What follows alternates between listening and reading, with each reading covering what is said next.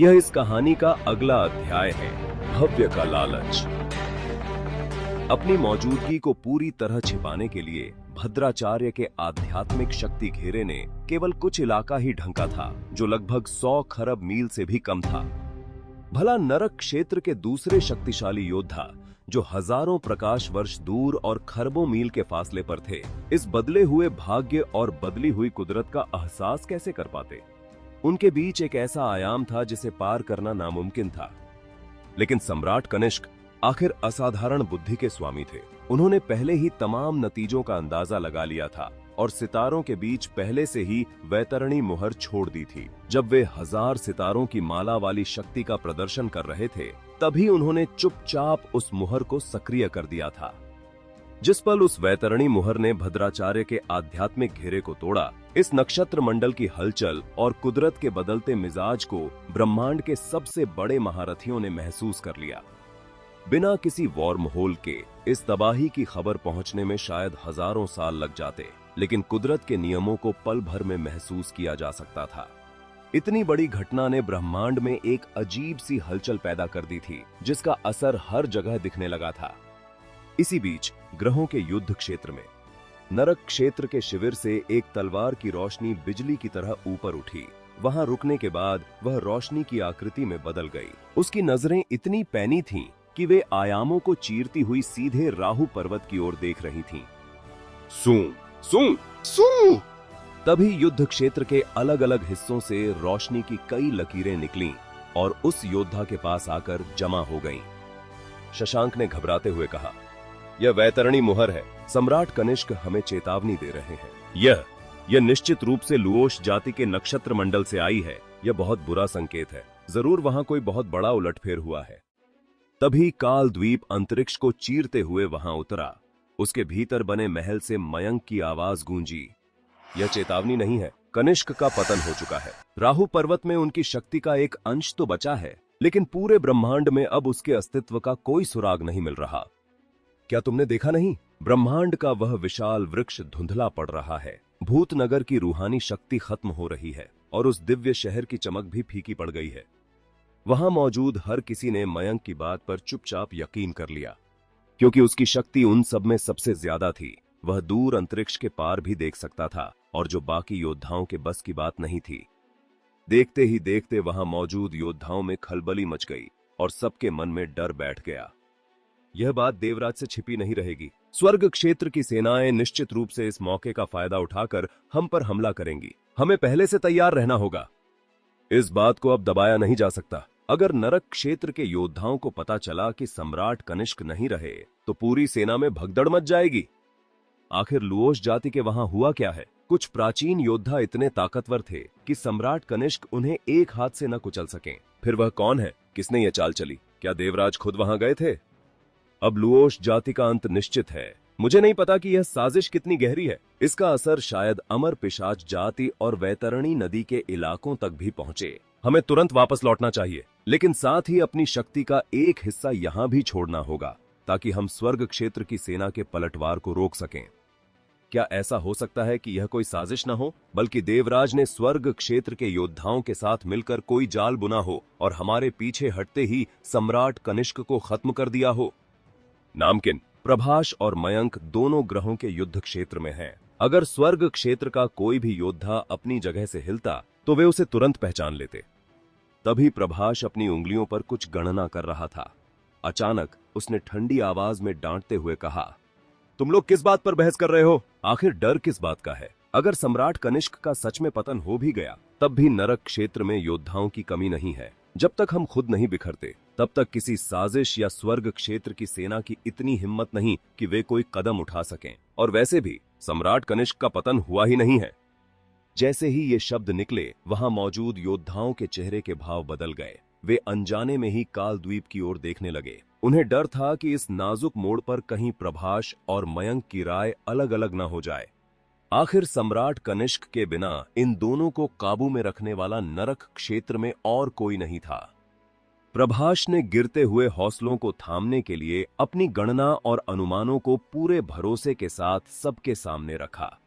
यह चाल करतार लाल संगठन और उन प्राचीन योद्धाओं की है। भद्राचार्य ने उस नक्षत्र मंडल की कुदरती हलचल को छिपा दिया था, इसीलिए हमें वहां हो रहे बदलावों का पता नहीं चला। हम स्वर्ग क्षेत्र को अपना मुख्य दुश्मन और विवान को एक संभावित खतरा मानते रहे, लेकिन हमने लाल संगठन और उन प्राचीन योद्धाओं को नजरअंदाज कर दिया जिनकी हमसे पुरानी दुश्मनी है। यह दुश्मन को कम आंकने की कीमत है। नरक क्षेत्र बहुत लंबे समय से घमंड में रहा है, इतना घमंड कि उन्होंने इन लोगों को गिनती में ही नहीं रखा और सोचा कि वे पूरी तरह हार चुके हैं। तभी एक भूत सम्राट ने पूछा, लेकिन सम्राट कनिष्क की आभा तो वाकई गायब हो गई है और भूत नगर में हो रहे बदलाव भी इसी ओर इशारा कर रहे हैं। जिस पर प्रभास ने कहा, तुमने समय की उन अजीब लहरों को महसूस किया होगा, है ना? अगर मेरी समझ गलत नहीं है तो सम्राट कनिष्क इस वक्त करतार सिंह के साथ समय की नदी में लड़ने के लिए चले गए हैं। जब उसने देखा कि उन लोगों की आंखों में अब भी शक है, तो उसने अपनी बात को पुख्ता करते हुए कहा, तुम्हें यह समझना होगा कि सम्राट कनिष्क की शक्ति इतनी महान है कि भले ही करतार सिंह, भद्राचार्य और भव्य मिलकर भी उन पर हमला करें, तब भी इतने कम समय में उन्हें पूरी तरह खत्म करना नामुमकिन है। यह सुनते ही उन योद्धाओं के चेहरों पर थोड़ी राहत दिखी। तभी काल द्वीप के भीतर से मयंक की आवाज आई, प्रभास की बात में दम है, वह एक दार्शनिक योद्धा है और इस ब्रह्मांड की उसकी समझ शायद मुझसे कहीं ज्यादा साफ है। लगता है पहले मुझसे ही बोलने में गलती हो गई। प्रभास बाहर से तो शांत दिख रहा था, लेकिन उसके मन में गुस्से का तूफान उठा हुआ था। वह कई तरह के कयास लगा रहा था। उस भद्राचार्य की आध्यात्मिक शक्ति उससे एक कदम आगे थी और शायद 92 के स्तर तक पहुंच चुकी थी। ग्रहों के युद्ध क्षेत्र की तो बात ही छोड़िए, अगर वह खुद भाग्य पर्वत पर भी होता तो शायद लुओश जाति के साथ हो रही साजिश को न भांप पाता। आखिर भाग्य की किताब खो चुकी थी। वह यह समझ ही नहीं पा रहा था कि आखिर यह भद्राचार्य है कौन। उस स्तर की आध्यात्मिक शक्ति वाले केवल 3 या 4 ही लोग थे, लेकिन वे सब इस शक के दायरे से बाहर थे। बस यह बूढ़ा तुम्हें एक बार पकड़ ले, अगर तुम हाथ आ गए तो मैं तुम्हारे साथ लाखों साल तक लड़ूंगा। प्रभास के भीतर एक अजीब सा उत्साह था। चंद्रा स्वामी की मृत्यु के बाद पहली बार वह इतना उत्तेजित महसूस कर रहा था। वह बस भद्राचार्य को ढूंढकर उसके साथ एक ऐसी लड़ाई लड़ना चाहता था जो दुश्मन के खत्म होने तक न रुके, ठीक वैसी ही जैसी कभी उसकी चंद्रा स्वामी के साथ हुई थी। प्रभास ने तुरंत लुओश जाति के नक्षत्र मंडल की ओर निकलने की तैयारी की। उसे यकीन था कि भद्राचार्य चाहे जितना भी छिपा ले, पर इस स्तर की लड़ाई अपने पीछे कुछ न कुछ निशान जरूर छोड़ती है, और जैसे ही उसे वह निशान मिलेगा वह भद्राचार्य को घसीटकर बाहर ले आएगा। नरक क्षेत्र एक दिन भी बिना सम्राट कनिष्क के नहीं रह सकता। किसी को तो आगे आकर कमान संभालनी होगी और इस संकट का सामना करना होगा। मेरा प्रस्ताव है कि प्रभास अस्थायी रूप से सम्राट का पद संभालें। तभी मयंक ने भी अपनी बात जोड़ते हुए कहा, ग्रहों के युद्ध क्षेत्र की जिम्मेदारी किसी और को सौंपी जाएगी। मैं अभी इसी वक्त लुओश जाति की ओर कूच कर रहा हूं। सू प्रभास बिजली की गति से घूमा और उसने काल द्वीप के महल का रास्ता रोकते हुए कहा, मयंक, तुम्हारी दिव्य शक्तियां अपार हैं। मैं तुम्हारे सामने कुछ भी नहीं हूं। सम्राट का पद तो वास्तव में तुम्हें ही शोभा देता है। जहां तक लुओश जाति का सवाल है, वहां मैं जाऊंगा। प्रभास को सम्राट के पद में दिलचस्पी तो थी, पर भला अस्थायी सम्राट बनने का क्या फायदा। अगर उसे सम्राट बनना होता तो वह सम्राट कनिष्क को सरेआम हराकर उनसे यह पद छीनता। इसके अलावा वह जानता था कि मयंक के इरादे नेक नहीं हैं। यह साफ था कि वह उसे सम्राट की कुर्सी पर बैठाकर सीधे देवराज के सामने झोंकना चाहता था। जब तक प्रभास ने अपनी 24वीं तलवार की कला में महारत हासिल नहीं कर ली थी, तब तक वह देवराज से टकराने की बेवकूफी नहीं कर सकता था। अरे! अचानक प्रभास ने वैतरणी नदी की ओर देखा। उसने देखा कि नदी के छोर पर अंधकार गर्त के पास वाले नक्षत्र मंडल में सितारे चमक रहे हैं और कुदरत की एक महान शक्ति पूरे ब्रह्मांड में फैल रही है। तभी प्रभास ठहाका मारकर हंस पड़ा और बोला, अब किसी को पद देने की जरूरत नहीं है। वह प्रकट हो चुकी हैं। अब नरक क्षेत्र का संकट चुटकियों में सुलझ जाएगा। मैंने बहुत पहले कहा था कि वे प्राचीन योद्धा अपनी मौत ढूंढ रहे हैं। उन्हें निशाना बनाने के लिए आखिर राहु पर्वत ही मिला। लुओश जाति भले ही कमजोर हो, पर जब तक देवी वसुंधरा वहां मौजूद है, उनकी गिनती ब्रह्मांड की 3 सबसे ताकतवर जातियों में होगी। फिर प्रभास ने मयंक की ओर इशारा करते हुए कहा, मयंक, अब तुम्हारे दिन अच्छे नहीं रहने वाले। दरअसल अंधकार गर्त मयंक के प्रभाव वाला इलाका था। अब जब देवी वसुंधरा वहां से बाहर निकल आई थीं, तो वहां के विचित्र जानवरों को काबू में करने वाला कोई नहीं बचा था। यह मयंक के लिए एक बहुत बड़ी चुनौती थी। सूं! तभी प्रभास के पैरों के नीचे एक टेलीपोर्टेशन सारणी अपने आप बनने लगी। प्रभास, मुझे भी अपने साथ ले चलो। शशांक उस सारणी के भीतर लपका। अगले ही पल वह और प्रभास वहां से गायब हो गए। इसी बीच अमर पिशाच जाति के दिव्य शहर में देवी वापस आ गई हैं। पूर्व प्रमुख वीरांश ने अपने हाथों को कमर पर रखा और किसी बच्चे की तरह जोर शोर से हंसने लगे। फिर वे नंगे पैर ही कबीले से बाहर भागे और लुओश जाति की ओर निकल पड़े। इसके अलावा नरक क्षेत्र में तैनात विभिन्न जातियों के महारथी भी अपनी सुरक्षा व्यवस्था पुख्ता करने के बाद राहु पर्वत की ओर दौड़ पड़े। वे अच्छी तरह जानते थे कि वैतरणी मुहर की चेतावनी और भूत नगर की हलचल का क्या मतलब है, पर अब देवी वसुंधरा लौट आई थीं। लाखों साल पहले ही देवी वसुंधरा अजेय मानी जाती थीं। अब वे कितनी शक्तिशाली हो चुकी होंगी, इसका अंदाजा लगाना भी मुश्किल था।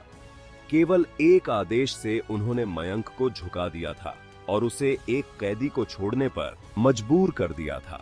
यह किस्सा भगवान योद्धाओं के बीच किसी चमत्कार की तरह मशहूर था।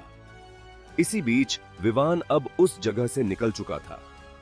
उसकी योजना बहुत बड़ी थी और वह किसी भी कीमत पर यह नहीं चाहता था कि किसी को पता चले कि वह राहु पर्वत पर मौजूद था।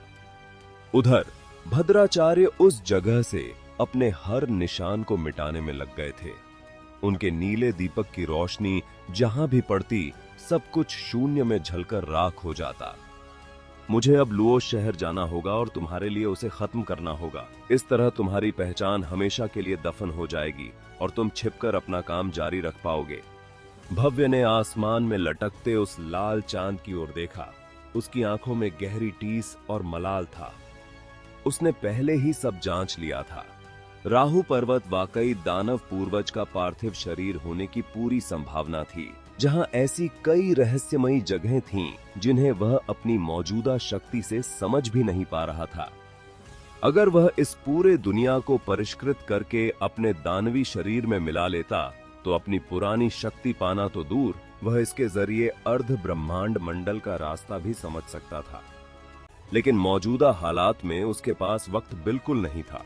उसे तुरंत लुओश शहर की ओर कूच करना था। अगर वह देवी वसुंधरा और नरक क्षेत्र के दूसरे महारथियों के पहुंचने से पहले उस शहर पर कब्जा कर लेता, तो वह न केवल अपनी शक्ति वापस पा सकता था, बल्कि शहर की विशाल सारणी का इस्तेमाल करके नरक क्षेत्र के योद्धाओं को धूल भी चटा सकता था।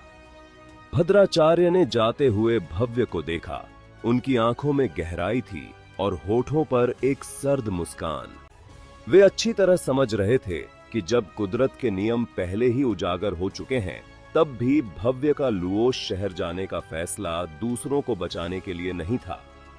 असल में वह देवी वसुंधरा से डरता ही नहीं था। इतनी मेहनत से रची गई साजिश को वह बीच में कैसे छोड़ देता?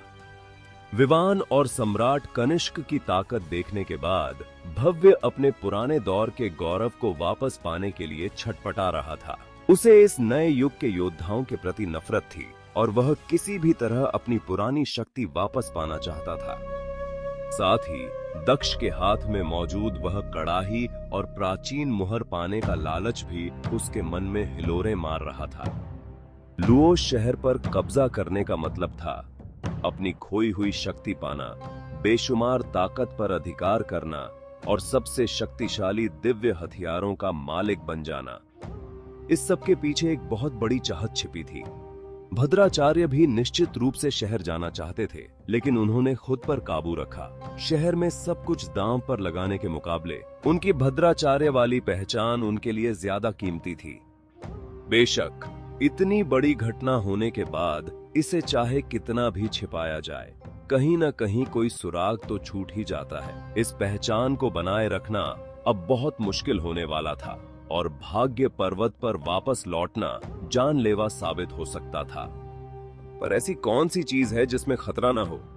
ठीक भव्य की तरह अगर वे अभी भाग भी जाते तो क्या वे पूरी तरह सुरक्षित रहते? नहीं, देवी वसुंधरा ब्रह्मांड के आखिरी कोने तक उनका पीछा करती।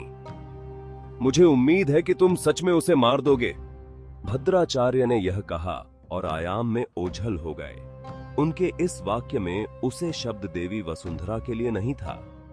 तो आखिर भद्राचार्य किसकी मौत की दुआ मांग रहे हैं? और लुओस शहर में दक्ष का क्या होगा, यह जानने के लिए अभी सब्सक्राइब करें।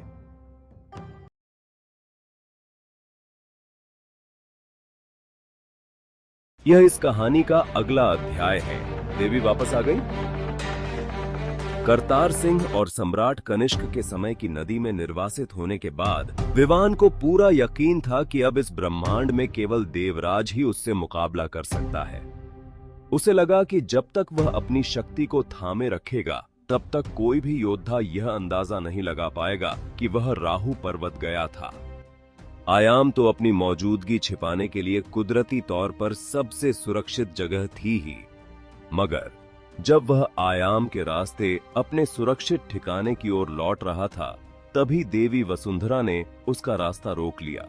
लाखों साल पहले की वह बेहद प्रतिभाशाली लड़की अब 10 युगों की साधना के बाद ब्रह्मांड के शिखर पर खड़ी थी। उसकी आंखों में दुनिया के प्रति एक अजीब सी बेरुखी थी। यह वह अकेलापन था जो केवल सबसे ऊंचे शिखर पर पहुंचने वाले योद्धाओं को ही महसूस होता है। विवान वहीं रुक गया और मुस्कुराते हुए बोला, मुझे उम्मीद नहीं थी कि तुमने अपने मन को इतना शक्तिशाली बना लिया है कि तुम इस अनंत आयाम को पार करके मुझे महसूस कर सको।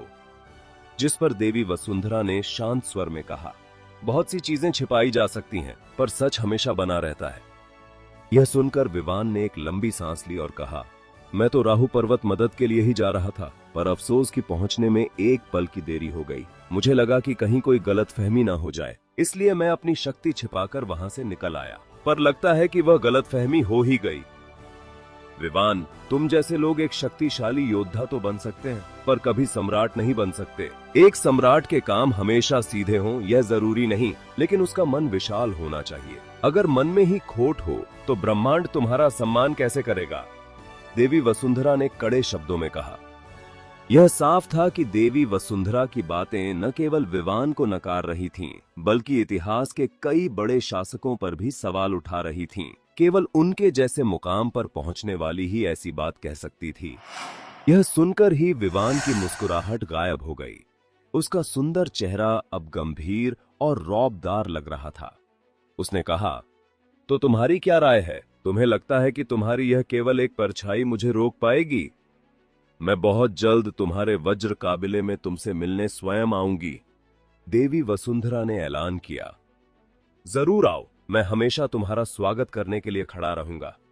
इतना कहते ही विवान की आंखों से बिजली की एक ठंडी किरण निकली, जिसने आयाम में मौजूद देवी वसुंधरा की उस परछाई को चीरकर धुएं में बदल दिया। विवान समझ गया था कि देवी वसुंधरा की शक्ति उसकी उम्मीद से कहीं ज्यादा है। वह सम्राट कनिष्क से भी ज्यादा उस अर्ध ब्रह्मांड मंडल के करीब पहुंच चुकी थी, मानो उसने अपना एक पैर वहां रख दिया हो। इस एक बदलाव ने उसकी सारी योजनाओं को हिला दिया था। उसे लगा कि सम्राट कनिष्क के खिलाफ रची गई वह साजिश वाकई बहुत जोखिम भरी थी, पर उसने तुरंत अपने पछतावे को खत्म कर दिया और केशतरा की ओर मुड़ गया। इसी बीच लुओस शहर पूरी तरह से भद्राचार्य के आध्यात्मिक सुरक्षा घेरे के भीतर था। यही वजह थी कि राहु पर्वत पर छिड़े उस युद्ध की हलचल को शहर में मौजूद बड़े योद्धाओं ने तुरंत महसूस कर लिया था। पर चूंकि कुदरत के राज छिपे हुए थे, वे केवल सम्राट कनिष्क और भव्य की शक्ति को ही महसूस कर पा रहे थे। शहर के हर कोने में जंग छिड़ी हुई थी। लुओस पैलेस, जेल, कबीले का निवास और पाल पर्वत, हर जगह खून की नदियां बह रही थीं। शहर में केवल प्राचीन योद्धाए और कीचक ही नहीं थे, बल्कि कई और भयानक ताकतें भी तबाही मचा रही थीं। पाल पर्वत के आसपास का इलाका किसी श्मशान जैसा दिखने लगा था, जहां प्राचीन योद्धाओं की शक्ति लुओस जाति के अस्तित्व को मिटाने पर तुली थी। लुओश शहर का बहुत बड़ा हिस्सा खंडहरों में बदल चुका था। हर तरफ झुलसी हुई धरती और जलती हुई इमारतें नजर आ रही थीं। लुओश जाति के योद्धा भारी संख्या में मर रहे थे, लेकिन उनके शव कहीं दिखाई नहीं दे रहे थे, क्योंकि उन प्राचीन योद्धाओं ने उन्हें कुचलकर खून की धुंध में बदल दिया था और वे उनके लिए भोजन बन चुके थे। शुक्र था कि लुओ पैलेस की रक्षा सारणी सक्रिय हो चुकी थी, जिसने शहर की रक्षा शक्ति को बहुत बढ़ा दिया था, वरना यह शहर अब तक कब का ढह चुका होता। हालांकि लुओ शाह और उनके साथियों की शक्ति अब भी उस स्तर की नहीं थी। वे रक्षा सारणी को शुरू तो कर सकते थे, लेकिन उसे लंबे समय तक थामे रखना उनके लिए एक बड़ी चुनौती थी। अगर वे सारणी का इस्तेमाल शहर को बचाने के लिए करते, तो वे शहर में मौजूद ताकतवर दुश्मनों को दबाने के लिए उस शक्ति का उपयोग नहीं कर पा रहे थे। उनकी रूह और आध्यात्मिक शक्ति अभी इतनी ताकतवर नहीं हुई थी। उनके पास केवल एक ही रास्ता था, या तो वे अपनी रक्षा करें या हमला करें। महल के दर्जनों कक्ष कर चुके थे, पेड़ आग के गोलों में बदल गए थे और झील सूख चुकी थी। हर तरफ टूटी हुई सारणी चौकियां थीं और विनाशकारी दिव्य ऊर्जा अंतरिक्ष में जम गई थी। वहीं दक्ष खून से लथपथ खड़ा हुआ था। उसके ठीक पीछे रक्षा सारणी का मीनार था, जो 37 मंजिला ऊंचा, पूरी तरह सफेद स्फटिक जैसा और चौकोर आकार का था। कवच से ढका कृपाल उस भाले को थामे आगे बढ़ रहा था, जिसे नीली और लाल रोशनी निकल रही थी। इस रोशनी ने महल के आसपास के इलाके को 2 हिस्सों में बांट दिया था, आधा लाल और आधा नीला। वह एक एक कदम आगे बढ़ते हुए बोला, सम्राट कनिष्क मर चुके हैं, नरक क्षेत्र बदल गया है और ब्रह्मांड की दिशा घूम चुकी है। तुम्हारा यहां टिके रहना वैसा ही है जैसे कोई कीड़ा रथ को रोकने की कोशिश कर रहा हो। इसका कोई मतलब नहीं है। दक्ष का चेहरा खून से लथपथ था। उसने एक हाथ में कड़ाही थामी थी और दूसरे हाथ की मुट्ठी कस ली थी। लुओ मुहर उसके सिर के ऊपर उड़ रही थी और चक्र उसके पीछे की ओर घूम रहा था, जो कृपाल के दबाव को रोक रहा था। यह एक ऐसी लड़ाई थी जहां शक्ति का अंतर बहुत ज्यादा था। शहर की शक्ति की मदद के बावजूद अपने से कहीं ऊंचे स्तर के योद्धा को हराना नामुमकिन लग रहा था। वह सिर्फ अपनी आखिरी सांस तक लड़ सकता था और किसी चमत्कार का इंतजार कर रहा था। कृपाल ने हंसते हुए कहा, सम्राट कनिष्क चुपके से भद्राचार्य को बाहर निकालना चाहते थे, ताकि नरक क्षेत्र के दूसरे भगवान योद्धाओं को भनक न लगे। यह दोनों तरफ से जान की बाजी थी, लेकिन साफ है कि वे और भूपति हार गए। न केवल वे मरे, बल्कि लुओश जाति भी उनके साथ दफन हो जाएगी। वह अब और देर नहीं करना चाहता था। वह हवा में उछला और अपने दोनों भालों से जोरदार प्रहार किया। एक बहुत ही भयानक और शक्तिशाली ताकत किसी समुद्री तूफान की तरह दक्ष पर गिरी, जो पहले ही पूरी तरह थक चुका था। उसे यकीन था कि यह आखिरी वार होगा जो इस युवा योद्धा को खत्म कर देगा। तभी दक्ष के भीतर लड़ने का जज्बा अचानक भड़क उठा। उसने एक कदम आगे बढ़ाया और अपनी मुट्ठी सीधे उन भालों पर दे मारी। धम्म! दक्ष की मुट्ठी से एक ऐसी शक्ति निकली जिसने पूरे क्षेत्र को हिला दिया। वह ताकत कृपाल पर कहर बनकर टूटी और उसे दूर उड़ा दिया। सूं! दक्ष की रफ्तार अब बिजली से भी तेज थी।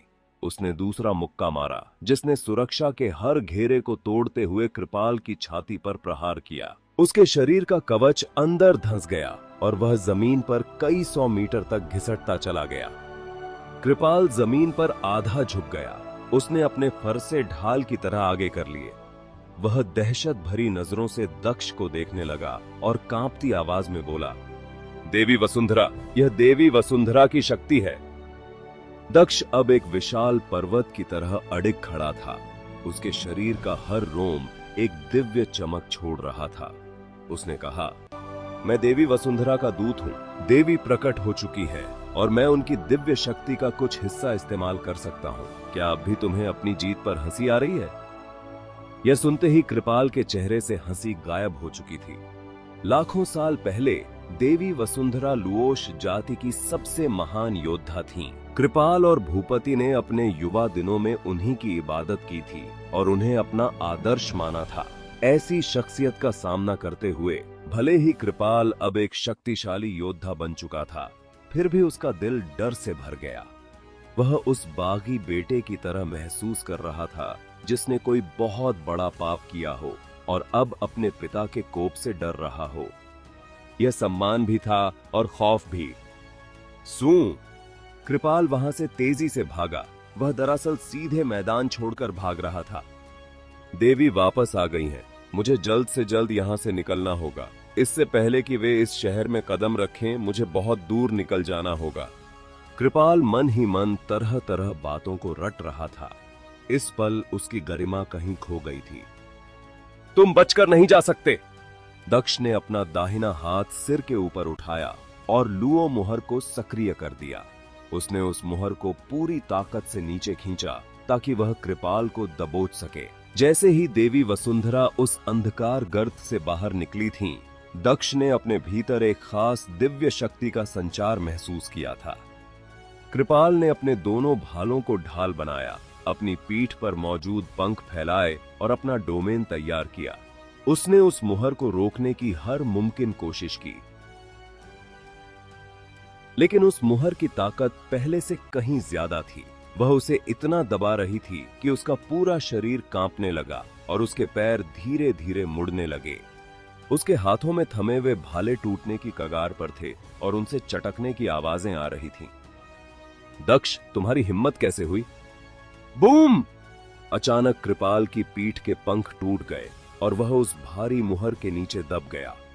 उसकी आवाज घुट गई, नीचे की जमीन बराबर हो गई और उसका बनाया हुआ डोमेन भी ताश के पत्तों की तरह ढह गया। दक्ष ने देवी वसुंधरा की शक्ति का केवल कुछ ही हिस्सा उधार लिया था, पर वह हिस्सा भी कृपाल जैसे योद्धा को कुचलने के लिए काफी था।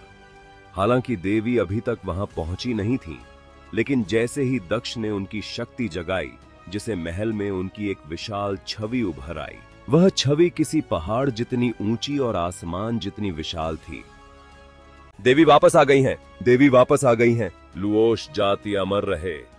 प्राचीन योद्धाओं, गद्दारों और उस लाल संगठन के लोगों, अब तुम सब मरोगे। देवी तुम सबका नामो निशान मिटा देंगी। शहर के भीतर मौजूद हर योद्धा और आम नागरिक का खून खौल उठा। उनका लड़ने का जज्बा 7वें आसमान पर था। सारा डर गायब हो चुका था और सारी चिंताएं मिट गई थीं। देवी वसुंधरा उनके कबीले की वह मशाल थीं, जिसके जलते रहने तक वे किसी भी दुश्मन के खिलाफ तलवार उठाने का दम रखते थे। इसी बीच पाल पर्वत में भूपति को रोके रखने के चक्कर में दलविंदर का शरीर 2 बार चकनाचूर हो चुका था। वह केवल अपनी जबरदस्त आध्यात्मिक शक्ति के दम पर अब तक टिका हुआ था। देवी वसुंधरा की आहट पाते ही उसके मन में भी भागने का विचार आया। वह समझ गया था कि अब पासा पलट चुका है। भले ही सम्राट कनिष्क के सुराग मिट चुके थे, जिसका मतलब था कि या तो वे मारे गए या समय की नदी में कहीं खो गए, लेकिन मौजूदा स्थिति वैसी नहीं थी जैसी ये हमलावर चाहते थे। यह खेल अब बराबरी की हार पर खत्म हो रहा था। किसी को कोई फायदा नहीं हुआ था। जब दलविंदर जैसा योद्धा डर रहा था, तो बाकी हमलावर योद्धाओं का हौसला भी टूट गया। वे सब देवी वसुंधरा के आने से पहले वहां से निकल भागना चाहते थे। भले ही वे लाखों सालों से ओझल रही थीं, पर उनकी कहानियां आज भी नरक क्षेत्र में गूंजती थीं। योद्धा जितना शक्तिशाली था, वह उतना ही ज्यादा उनसे डरता था। तभी अंतरिक्ष की गहराइयों से एक भारी आवाज गूंजी। डरने की कोई जरूरत नहीं है। जब तक हमारा इस शहर पर कब्जा है, हम उसे दबा सकते हैं। अगर सम्राट कनिष्क मारा जा सकता है, तो उसे मारना कितना मुश्किल होगा। भव्य का असली शरीर लुओश शहर के बाहर प्रकट हुआ। उसने अपने सिर के ऊपर दानवी ऊर्जा का एक विशाल समंदर थाम रखा था और उसने अपने असुरा स्तंभ से बादलों के घेरे पर जोरदार प्रहार किया। जैसे ही असुरा स्तंभ टकराया, शहर की रक्षा सारणी तुरंत प्रकट हो गई। उस पर उकेरे गए लिपियां चमकने लगीं, जिन्होंने उस स्तंभ को रोक लिया। कबीले के भीतर किचक ने पहले ही लुओश शहर के 4 बड़े योद्धाओं को हराकर उन्हें लहूलुहान कर दिया था। वह बड़ी निर्दयता से दिव्य कक्ष के भीतर दाखिल हुआ और वहां मौजूद रक्षा सारणी के मुख्य केंद्र को सक्रिय कर दिया। अचानक पूरे शहर को ढकने वाली उस विशाल सुरक्षा दीवार का एक कोना फट गया। आपका स्वागत है, किचक ने गरजते हुए पुकारा। यह देखते ही दक्ष का भूपति, कबीले के निवास में मौजूद भुवनेश और बाकियों दिल बैठ गए, यह जानते हुए भी कि देवी वसुंधरा प्रकट हो चुकी हैं। भव्य साक्षात लुओश शहर के दरवाजे पर आ खड़ा हुआ था। राहु पर्वत पर हुए उस युद्ध को याद कर हर कोई यही सोच रहा था कि क्या भव्य ने अपनी पुरानी खोई हुई शक्ति फिर से पाली है। वह उन स्तंभों में से जिसका दर्जा सबसे ऊपर माना जाता था। अगर वह एक बार शहर के भीतर घुस गया तो भला उसे कौन रोक पाएगा। हालांकि कुछ पल बीतने के बाद हर कोई तब हैरान रह गया जब उन्होंने देखा कि भव्य ने उस फटी हुई सारणी के रास्ते शहर में कदम नहीं रखा। वह बाहर ही ठिठक गया था। दक्ष के माथे पर खिंची चिंता की लकीरें अचानक ढीली पड़ गईं और उसने राहत की सांस लेते हुए कहा, देवी वसुंधरा आ गई हैं। तभी आयाम की गहराइयों से निकलकर एक ऐसी शक्ति शहर के चारों ओर फैलने लगी थी जिसने भव्य के उस दबाव को भी फीका कर दिया था। शहर के बाहर के आसमान में सितारों की हलचल रुक गई थी।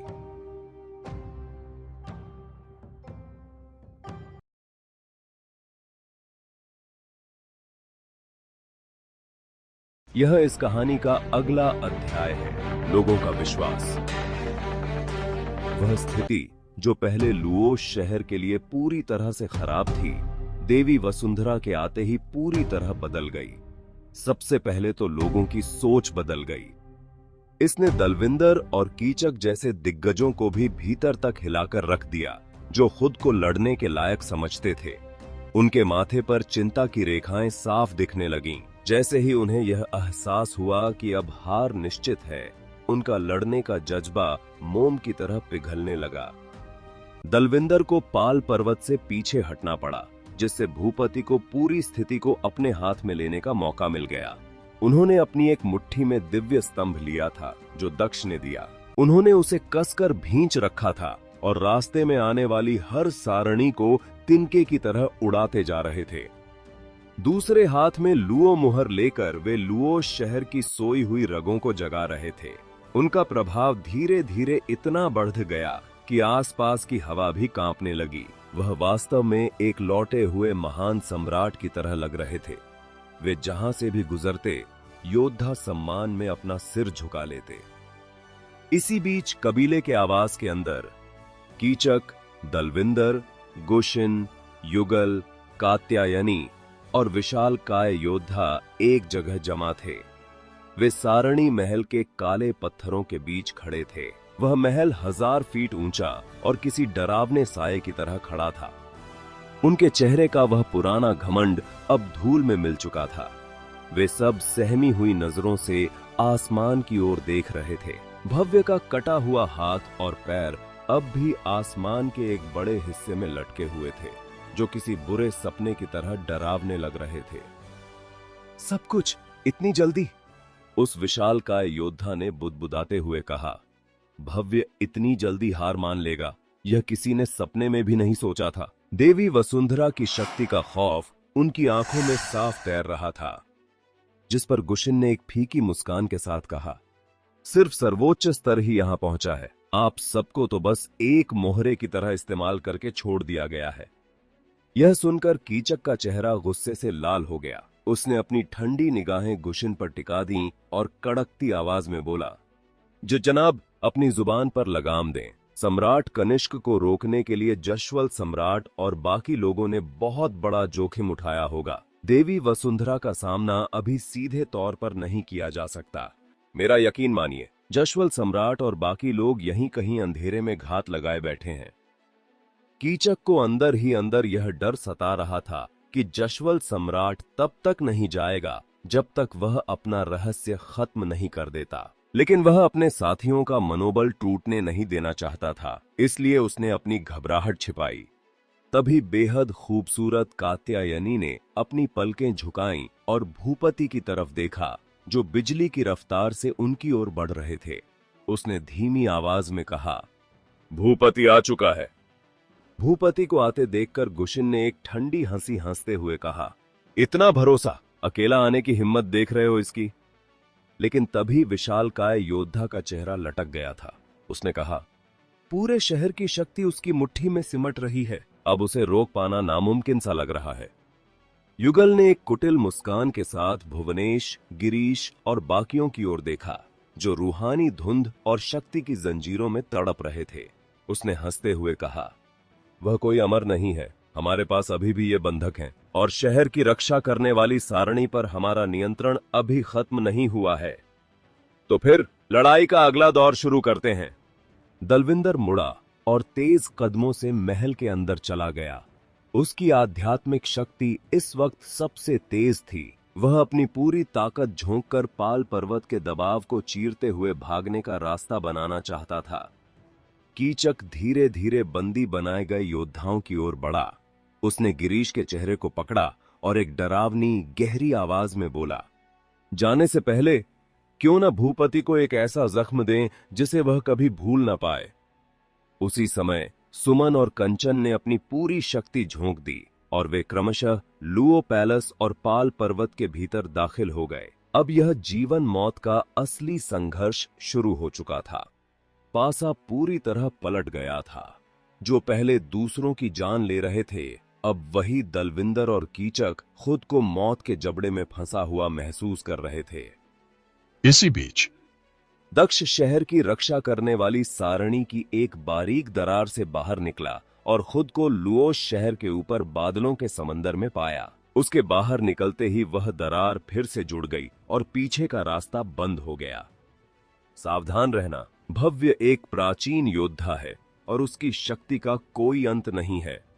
लुओ शाह की चेतावनी भरी आवाज लुओ पैलेस से गूंजी और दक्ष के कानों में पड़ते ही उसे सतर्क कर गई। दक्ष ने सामने के टूटे हुए अंतरिक्ष को देखा, जहां भयंकर ऊर्जा की लहरें अनियंत्रित होकर टकरा रही थीं। उसने देवी वसुंधरा और भव्य की अकल्पनीय ताकत को महसूस करते हुए एक ठंडी सांस ली। वहां मौजूद ऊर्जा का बचा हुआ अंश भी उसका दम घोंटने के लिए काफी था। जब वह शहर की सारणी के सुरक्षा घेरे में था, तब उसे उनकी शक्ति का सिर्फ अंदाजा था, लेकिन यहां खड़े होकर उसे जो शौक लगा वह रोंगटे खड़े कर देने वाला था। दक्ष अच्छी तरह जानता था कि अगर इन टकराती हुई शक्तियों में से एक भी छोटी सी लहर उसे छू गई तो वह उसके शरीर के परखच्चे उड़ा देगी और उसकी आत्मा को गहरे जख्म दे जाएगी। भव्य खुद को बहुत तेजी से संभाल रहा है। उसका अंत होना बहुत जरूरी है, वरना अगर वह एक बार अपनी पूरी ताकत में लौट आया तो उसे कोई भी रोक नहीं पाएगा। दक्ष ने दृढ़ निश्चय के साथ कहा। जैसे ही भव्य के उस कटे हुए हाथ और पैर ने दक्ष के इरादे को महसूस किया, वे हवा में पागलों की तरह छटपटाने लगे। उस हलचल से अंतरिक्ष में वैसी ही लहरें उठीं जैसी शांत पानी में पत्थर फेंकने पर उठती हैं। ओ मामूली बच्चे, क्या तुम्हारी इतनी हिम्मत कि तुम इस लड़ाई में हस्तक्षेप करो? उस रक्त रंजित हाथ के भीतर से भव्य की आत्मा ने एक भारी आवाज निकाली। उस आवाज के पीछे छिपी आध्यात्मिक शक्ति इतनी भयानक थी कि वह किसी भी साधारण भगवान योद्धा के मानसिक संकल्प को मटियामेट कर सकती थी। दक्ष ने एक तेज रफ्तार पकड़ी और पलक झपकते ही उस कटे हुए हाथ के ऊपर पहुंच गया। उसके चारों ओर खून की घनी धुंध छाई हुई थी, लेकिन फिर भी भव्य इस हाल में हमला कर रहा था। लेकिन देवी वसुंधरा द्वारा रचे गए विशेष प्रतीकों ने उन्हें इस तरह बांधा हुआ था कि वे चाहकर भी बाहर नहीं निकल पा रहे थे। काफी देर तक उन प्रतीकों का बारीकी से मुआयना करने के बाद दक्ष ने अपनी सुई को बाहर निकाला। वह सुई बिजली की रफ्तार से हवा चीरती हुई निकली और उन सुरक्षा प्रतीकों को पार करती हुई सीधे उस कटे हुए हाथ के बीचों बीच धंस गई। एक युवा होने के नाते क्षमा चाहता हूं, लेकिन आपकी हालत इस समय इतनी दयनीय है कि ऐसी अहंकार भरी बातें आपके मुंह से शोभा नहीं देती। दक्ष ने अपनी उंगली के इशारे से उस सुई को निर्देशित किया। वह सुई हजारों मील लंबे उस भारी हाथ के मांस को भेदती हुई अंदर ही अंदर दौड़ने लगी और भव्य की आत्मा के हर विचार को कुचलने लगी। जब वह हाथ पूरी तरह से शांत और निर्जीव पड़ गया, तब जाकर दक्ष ने अपनी सुई वापस ली। देवी वसुंधरा ने सिर्फ भव्य की आत्मा को कैद किया था। दक्ष की सुई पर उनका कोई बंधन नहीं था। यह जानबूझकर छोड़ा गया एक रास्ता था ताकि दक्ष उस कटे हुए अंगों परिष्कृत कर सके। किसी भगवान योद्धा को पूरी तरह खत्म करने के लिए अंगों को अलग करना और फिर उन्हें नष्ट करना जरूरी होता है, वरना भव्य कभी भी अपने शरीर को फिर से जोड़कर पहले जैसा ताकतवर बन सकता था। दक्ष ने उस हाथ को एक शक्तिशाली प्राचीन पात्र में बंद कर दिया। तभी उसे एहसास हुआ कि कटा हुआ पैर पहले ही हजारों मील की दूरी तय कर चुका है। उस पैर के भीतर की ऊर्जा लगातार देवी वसुंधरा के बंधनों को तोड़ने की कोशिश कर रही थी। इतनी चोट खाने के बाद भी भागने की कोशिश। दक्ष ने उसका पीछा किया। उसने अपने हाथ में वज्र मोती थाम लिया और आसमान से बिजली की चमकती हुई मोटी धाराएं उस पैर पर गिरा दी। वह विशाल पैर झलकर काला पड़ गया और उससे भारी धुआं उठने लगा। हजारों मील लंबे उस पैर के भीतर से भव्य की गुस्से से भरी आवाज फिर गूंजी। तुम आज जीवित नहीं बचोगे। मैं तुम्हारी हड्डियों को पीसकर धूल बना दूंगा, तुम्हारा नामो निशान मिटा दूंगा। लेकिन दक्ष ने भी अपनी कड़ाही निकाली और पूरी ताकत से उस पैर पर दे मारी। उस चोट से पैर का मांस बिखर गया और उसका अस्तित्व धीरे धीरे नष्ट होने लगा। सच कहूं तो मेरा मन लाशों के ढेर और कटे हुए अंगों से उलझने का बिल्कुल नहीं है, लेकिन सच में तुम लोग आजकल के उच्च स्तरीय योद्धा को अपनी आंखों में कुछ समझते ही नहीं। दक्ष के पास उस कटे हुए पैर की गुस्से भरी दहाड़ें और धमकियां सुनने का फालतू वक्त नहीं था। उसने बिना किसी हिचकिचाहट के उसे वज्र मोती के आंतरिक आयाम में कैद कर दिया। वह भव्य के गुस्से को समझ सकता था। आखिरकार वह एक प्राचीन योद्धा था, एक ऐसी हस्ती जो ब्रह्मांड के शिखर पर खड़ी थी। आज पहले उसे अंगों में काटा गया और फिर एक युवा योद्धा ने उसे जलील किया। ऐसे में उसके अहंकार का टूटना लाजमी था। दक्ष ने अपनी नजरें ऊपर उठाईं और दूर क्षितिज की ओर देखा। देवी वसुंधरा और भव्य लड़ते हुए बहुत दूर निकल चुके थे, लुओस शहर से कई नक्षत्रों की दूरी पर। उनका पीछा करने के बजाय दक्ष ने अपनी कड़ाही निकाली। उसने उसे अपने दोनों हाथों में थामा और बादलों के समुद्र के बीच पालथी मारकर बैठ गया। उसने कड़ाही के भीतर मानसिंह को परिष्कृत करना शुरू कर दिया। दक्ष के मन में साफ था, पहले मानसिंह को परिष्कृत करो, फिर भव्य के कटे हुए हाथ और पैर की बारी आएगी। इससे उसे भारी मात्रा में दिव्य गोली मिलेंगी। उस वक्त वह मध्य चरण या उसके शिखर तक पहुंचना बस कुछ ही समय की बात होगी। एक प्राचीन योद्धा के अंग किसी भी दिव्य औषधि से कहीं ज्यादा कीमती थे, और जहां तक देवी वसुंधरा की बात थी, वह अपने रुतबे के कारण इन्हें वापस नहीं मांगेंगी। कड़ाही से एक चमकदार रोशनी निकलने लगी और वह धीरे धीरे घूमने लगी। तभी कड़ाही के भीतर से मानसिंह की घबराई हुई आवाज गूंजी, दक्ष, मुझे कृपाल के सामने झुकने के लिए मजबूर किया गया था। उसने मेरी आधी आत्मा पर कब्जा कर रखा है, तो फिर मेरी हिम्मत कैसे होती कि मैं उसकी इच्छा के खिलाफ जाऊं। उसे बार बार खुद को श्रेष्ठ कहते सुनकर दक्ष समझ गया कि मानसिंह जैसे पुराने दौर के योद्धा अभी भी उसकी कामयाबी को पचा नहीं पा रहे हैं। उनके अवचेतन मन में वह अब भी वही छोटा सा बच्चा था। तभी दक्ष ने उसे याद दिलाते हुए कहा, जब तुम उसकी तरफ गए थे तब तुम्हारी आत्मा उसके कब्जे में नहीं थी, तुम बस मौत से डर गए थे और तुमने वह जज्बा खो दिया था जो तुम्हारी जवानी में था। अगर तुम मेरे साथ मिलकर कृपाल का सामना करते तो हमारी दुश्मनी कब की खत्म हो चुकी होती। आज तुम इस हालत में क्यों होते? मैं मृत्यु महक का एक 7वें मंडल का योद्धा हूँ। अगर तुमने मुझे मार डाला तो पूरा मृत्यु महल तुम्हारे खिलाफ तब तक युद्ध करेगा जब तक तुम्हारी मौत न हो जाए। इसमें तुम्हारा सिर्फ नुकसान ही है। कड़ाही के भीतर से एक ठंडी आवाज आई। दक्ष ने शांत भाव से जवाब दिया, पहली बात, तुम इतने जरूरी नहीं हो। दूसरी बात, मुझे मृत आत्मा क्षेत्र के रवैये की रत्ती भर भी परवाह नहीं है। उसने मानसिंह की बातों पर ध्यान देना बंद कर दिया। उसे खत्म करने का उसका इरादा अटल था, क्योंकि वह जानता था कि अगर उसने मानसिंह को छोड़ भी दिया तो वह कभी एहसानमंद नहीं होगा। बल्कि आज की जिल्लत उसके मन में गहरी नफरत भर देगी। मानसिंह की आधी आत्मा पहले ही खत्म हो चुकी थी और वह बुरी तरह घायल था। दक्ष के भारी दबाव के कारण वह खुद को धमाके से उड़ा भी नहीं सकता था। आज उसका अंत तय था। इधर पाल पर्वत, कबीले का आवास और लुओ पैलेस से रोशनी के 3 विशाल स्तंभ निकले और आसमान में शहर की रक्षा करने वाली सारणी से जुड़ गए। इन 3 स्तंभों के भीतर मौजूद मंत्र आपस में बुरी तरह टकराए, जिससे आसमान में बिजलियों की कड़गड़ाहट गूंजने लगी। तबाही की ताकत एक बवंडर में बदल गई और शहर की धरती पर गिरने लगी। धम्म! हर प्रहार के साथ शहर का 100 मील का इलाका खंडहरों में बदल रहा था। कीचक एक ऊंचे महल के ऊपर खड़ा होकर चिल्लाया, भूपति, बाहर आओ और एक आखिरी फैसलाकुन लड़ाई लड़ो। अगर हम इसी तरह लड़ते रहे तो हम तो नहीं गिरेंगे, लेकिन इस शहर के मासूम नागरिक पहले मर जाएंगे। क्या अब भागने के बारे में सोचना बहुत देर नहीं हो गई? भूपति को कीचक की चाल अच्छी तरह समझ आ रही थी। अगर वे एक बार शहर से बाहर निकल गए तो वे तुरंत तितर बितर होकर भाग जाएंगे, फिर उनमें से कितनों को पकड़ा जा सकेगा। भूपति अच्छी तरह जानते थे कि वे इस शेर को जंगल में वापस लौटने की इजाजत कतई नहीं दे सकते। अगर इन दुश्मनों को शहर के भीतर ही नहीं रोका गया तो उन्हें खत्म करना नामुमकिन हो जाएगा। उन्हें शहर की सीमाओं में जकड़कर ही कुचला जा सकता था।